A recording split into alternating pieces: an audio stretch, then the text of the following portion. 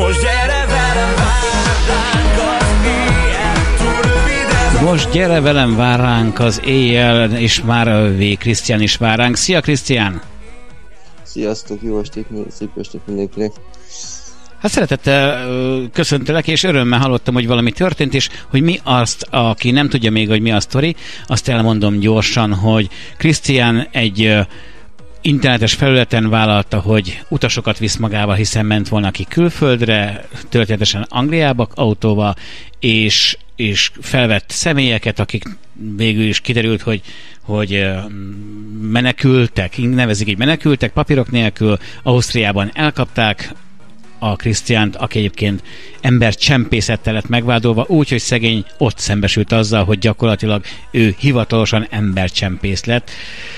Most eddig tartottam, elnézést, izgalmamban a hangszálaim is feladják itt a szolgálatot, hogy felmondják a szolgálatot, hiszen nagyon izgulunk, érted, Krisztián, hogy azóta az adásunk óta, hogy te gyakorlatilag szabad kezet kaptál elmondani a teljes valóságot, hogy mi történt veled, és a média által megismerhették az emberek a te történetedet, legalábbis a Szerelmesek FM rádió által teljes egészében. Utána az FBI megkeresett téged és segítséget ajánlott fel. Mi itt tartottunk, hiszen a Szerelmesek FM rádióban is ennyi volt kiírva, illetve a YouTube-on is, ahol bemutattuk az adást, ahol elhangzott a te teljes történetelmondásod, és most innentől kezdve kérlek, hogy jöhet a te új híred. Jó, onnétől folytatnám, ugye, hogy kaptam egy levelet Amerikából, az FBI-tól. Ők leírtak egy linket nekem egy telefonszámmal, hogy kivel vegyen fel Magyarországon kapcsolatot. Nem tudom, hogy jutott el az info hozzájuk. Volt egy amerikai szám, meg volt egy magyar szám, meg egy alapítvány neve. Az amerikai számra rákerestem, és hát az FBI honlapjára ment a Nemzetközi Embercsempész szervezet, valami megelőzési szervezet honlapjára. Hogy ne csodálkozz, azért elmondanám neked, hogy nem az első vagy, akinek már tudtunk segíteni a Szerelmesek FM rádióban, tehát ne lepődj meg, hogy elég sok tömeget tudunk megmozgatni. Hallhatta. Tehát valószínű, hogy hallhatták ott kint Amerikában, vagy valami kapcsolatba kerültek vele. Mindegy, kaptam ezt a levelet az e-mail címemre, meg is lepődtem. Fel is vettem kapcsolatot a megfelelő emberekkel, közben folyamatosan ugye beszéltem az ügyvédemmel is, meg próbáltam rendezni dolgaimat, egészen a mai napig kaptam egy levelet az osztrák ügyészségtől.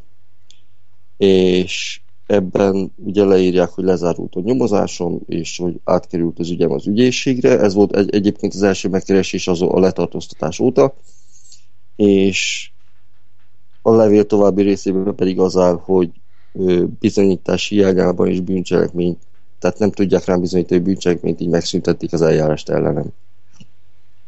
Tehát nem lesz tárgyalás, ejtették a vádat, és arra alapozzák, hogy az a 3 iraki ember, aki bent ült az autómba, ők azt vallották, hogy ők az életüket próbálták menteni, azért hagyták el az országukat, nekem nem fizettek nagy összegű készpénzt. Csak a benzinköltséget, amit megbeszéltetek. Igen, tehát én nem kényszerítettem őket, semmi erőszak nem volt ebbe az utazásba, és erre hivatkozva, mivel bizonyítottság hiánya van, nem tudják rám bizonyítani, tehát nem vagyok embercsempész, és megszüntették az eljárást ellenem. És mit ad Isten, ehhez kellett egy rádiós teljes körű beszélgetés, hogy hirtelen az események meggyorsuljanak. Igen, tehát gyakorlatilag 2 hónapot itt ültem, és semmi nem történt, és akkor most gyakorlatilag nem tudom, egy hete volt, 10 napja volt az interjú, hát körülbelül egy hete, igaz? Hát akkor... majd meg fogjuk nézni, de szerintem a 7-10 nap körül valahogy, igen? Ja, valahogy így, és lezárult az ügyem, tehát most azért a véletlenekben nem hiszünk, igaz, Krisztián? Nem, és most 2 héten belül megyek vissza Angliába, és folytatom a munkámat. Kaptam egy még jobb állásajánlatot, várom a szerződést, és július 6-ára várnak, úgyhogy... Nagyon boldog vagyok, hogy ezt így sikerült megoldani. Most gondolom, hogy erre mondják, hogy galambot vagy madarat lehetne veled fogatni. Fú, nagyon boldog vagyok, tényleg nagyon örülök neki, komolyan, hát én mindenre számítottam, komolyan a legrosszabb ugye a börtön, utána arra gondoltam, hogy kapok egy felfüggesztettet, de hát az is ugye bent van az erkölcsibe, azzal is hát gyakorlatilag nem tudtam volna dolgozni, legalábbis a szakmába. de az, hogy felmentettek, tehát erre legkevésbé számítottam. Én meg kell, hogy mondjam, hogy számítottam, hiszen amit elmondtál azok alapján, egyértelmű volt, hogy te ebben a történetben semmiféle szinten, mint bűnöző nem voltál jelen. Igen, hát köszönöm a bizalmat, meg a segítséget, a támogatást, a sok megosztást. Én azért kérlek, hogy hagyjátok fent a videót, hogy azért ez tanulságnak azért ez jó legyen. Tehát, mindenképp le lesz zárva a mostani beszélgetésünkkel az a videó, és úgy lesz lezárva, hogy kint marad, de mint mementónak, tehát tanulságnak, hogy mások vigyázzanak, hogy ne kerüljenek ilyen helyzetbe. Igen. Mert azóta ez most még durvábban, tehát kinőtt, mert láttam azóta videókat, kamionos videókat, amik másznak fel, látom, hogy magyar kamionost is, hogy felmásztak a platóra ezek a... Ez már régen így megy.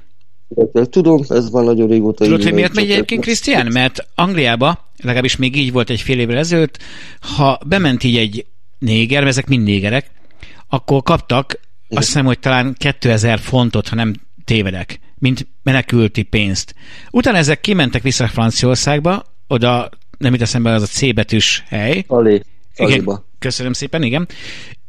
És utána megint, ha megint bementek, megint kapták a pénzt, ugyanis semmiféle rendes, normális nyilvántartás nem létezik.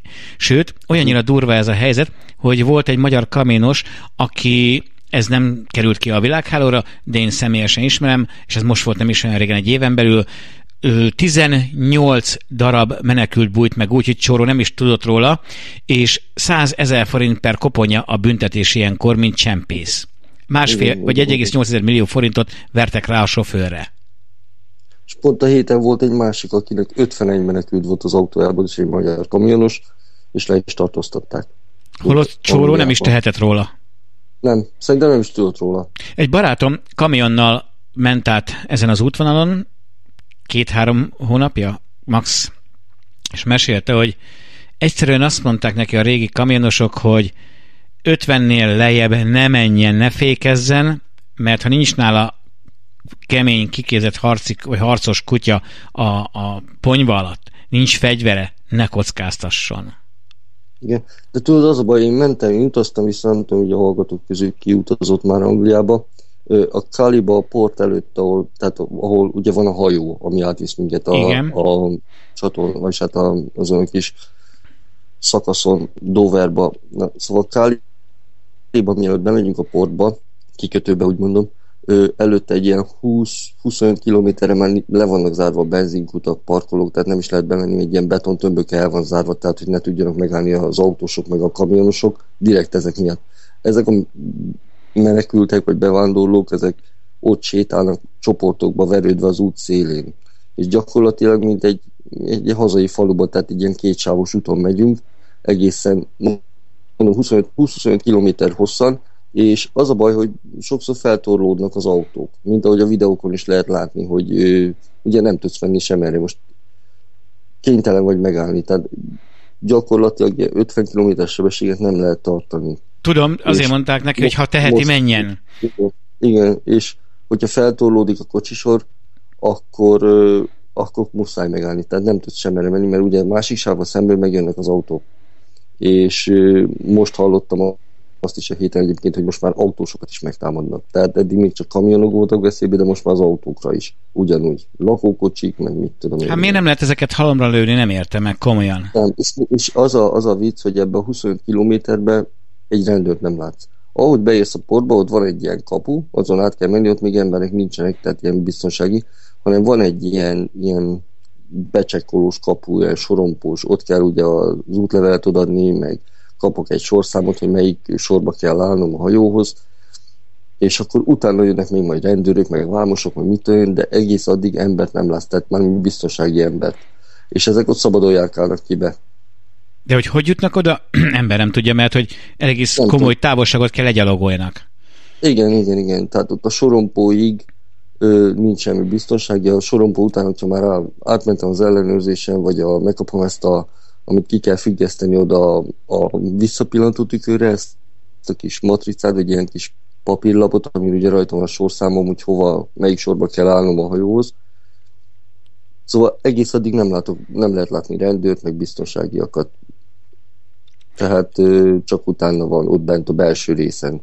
viszont a te problémád sokkal jobban érvényes a többség számára, akik autóval mennek, személyautóval.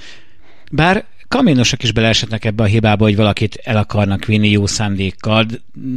Biztos, hogy nekik egyébként a cég fizeti ugye a benzint, vagy a gázolajat, de ki tudja, hát ha valaki úgy gondolkodik, hogy jó lesz egy kis 10 000-es mellékes, vagy 15, vagy mit mennyi, tehát ők is veszélyben vannak azért. Tehát, hogyha Magyarországra megy ki. Ők azért úgy vannak veszélyben, tehát ez a rejtett dolog, tehát ők gyakorlatilag nem is tudnak, hogy emberek vannak fent a platón. De nem onnan mondjuk, ha Magyarországról ki. Ja, Magyarországról ki? Hát nem tudom, hogy... Ahogy te is. Véges szinten mennyire megoldható ez, hogy vihetnek akárkit magukkal, de aki ezt a blablakát használja, az nagyon nagy veszélynek van kitéve, az kétségtelen. Tehát, és amit el is mondtam korábban a riportban, hogy gyakorlatilag egyik oldalon van ez a szervezet, aki próbálja kijutatni ezeket az immigransokat Európába, a másik oldalt meg van a rendőrség, aki nézi, hogy ki hova utazik. Tehát, vagyis ők a lepkevadászok. Egyértelmű, és gyakorlatilag meg se kell erőtetniük magukat, mi csak oda vezetünk azt. Szerint Dion kérdezi, Krisztián, mikor mész vissza Londonba, mert hogy ő is Londonban él? Július 6-án megyek Londontól kicsit északra, hát inkább Norwich felé, ott van a cégnek most az irodája, és oda kell mennem először, tehát július 6-ára kell kint lennem, de előtte szerintem már pár nappal ki fogok menni. Ha tudnék angolul beszélni, akkor már mennék veled, látod. Hát, ha miattam nem kapcsolnak le Bécsnél. Hát, remélem. Biztos, hogy nem. Tehát miattad biztos nem kerülnék bajba. Hát, azt kell mondjam még vicc nélkül is, hogy viccet se tudnék ebből faragni, hogy bajba kerülni, mert tényleg nem kerülnél bajba, mert miattam legalábbis ezért nem, hogy persze. Engem viszel. Hát nagyon örülök neki, hogy sikerült kimásznod ebből a slamasztikából, és annak különösen örülök, hogy a Szerelmesek FM rádió és a hallgatói együtt megtették, amit megtehettünk, és eredménnyel jártunk. Azt gondolom, hogy szerintelenség nélkül mondhatom, hogy ez mindannyiunk összefogásán múlott, hogy akik osztották, mert nem tudom, láttad, de már majdnem 700-an látták a videót. Hát én is nagyon köszönöm ezt a sok segítséget, támogatást. Most üzeltek Szelinnek, hogy össze fogunk hozni egy találkozót mindenképpen. Mert közben ugye fölvettem Facebookon is. Egyébként csak elég pajzánul hangzik ez, csak szólok neked, hogy összehozunk Szelinnel egy kis találkozót Londonban. Nem, csak kijött a chatre olvasom, hogy... A nagy szemnél, majd találkoztok a nagy szemnél. Úgy van. Szóval tényleg pozitívan zárult ez az egész is. Tényleg boldog vagyok, örülök neki, hogy nem kell mennem börtönbe, meg mit tudom én, nem lesz eljárás ellenem. Hát nagyon örülök. Egyébként dupla haszna volt ennek a történetnek, mert egyik az, hogy kimásztál belőle, vagy sikerült legalábbis kijönni, a másik pedig, hogy tudunk ezáltal másoknak segíteni, hiszen ez nagy port kavart fel, és eljut sok olyan emberhez, aki az egyébként nem jutna el. Hát igen, meg ki tudja, milyen ügyek lesznek később, úgyhogy most már rutinosan tudjátok venni ezeket a dolgokat, meg tanácsokat, meg minden, szóval hát én nem kívánom senkinek ezt, hogy ilyen helyzetbe kerüljön, meg tényleg kaptam üzeneteket is azóta is, hogy ő most törölte magát az oldalról, mármint a blablakáról, és az már jó. Tehát, hogyha már egy ember egy nap törli magát, vagy naponta egy ember törli magát, akkor az már jó. Legalábbis ennek a beszélgetésnek a hatására? Igen, videó. Nagyszerű. Nagyon örülök neki. Egyébként az előző riportot, és akkor erre üzent, hogy ő most ebbe a pillanatban törölte magát. Kitűnő. Ha valakinek van valamilyen olyan ügye, amit szeretne a nagy nyilvánosság elé tárni, akár neked az ismerőseidnek, Krisztián, akár a Szerelmesek FM rádió hallgatóinak, vagy akik éppen ezt a YouTube videót nézik, hiszen videóadás készül ebből és ebből a beszélgetésből. Legyetek kedvesek elérésünket megadni neki a www.szerelmesekfm.com, vagy pedig az e-mail címünkre is lehet jelentkezni, sőt azon a legjobb a szerelmesekfm@gmail.com címre, és megbeszélünk egy interjú lehetőséget, egy beszélgetést, tehát semmi akadály annak, hogy segítsünk másoknak is. Üzensz valamit még a hallgatóknak, Krisztián? Hát én csak a legjobbakat tudom kívánni, és nagyon örülök, hogy rátok találtam, és hogy ilyen csoporttagja lehetek. Én ugyanígy foglak hallgatni benneteket ott kintről is, és próbálok csetellenni, ahogy tudok. Ugye most is ilyen ápoló munkát fogok dolgozni, tehát ez teljesen betegfüggő lesz, hogy fogok ráírni, de valószínűleg esténként, tehát ilyen időben már betegem az ágyba lesz, úgyhogy én meg szabad leszek, és hallgathatlak benneteket. Hát mi szeretettel fogunk várni, igen. és hát köszönök minden segítséget és támogatást, tényleg nagyon jó eset, tényleg nagyon jó emberek vannak itt, nagyra értékelem. Köszi szépen mindenkinek. Nagyon szívesen, és egy idélő dallal zárjuk a beszélgetésünket Krisztiánnal, bár ez már neked nem áll fönt, de másoknak még igen. Kocsis Tibor, Valahol elrontottam.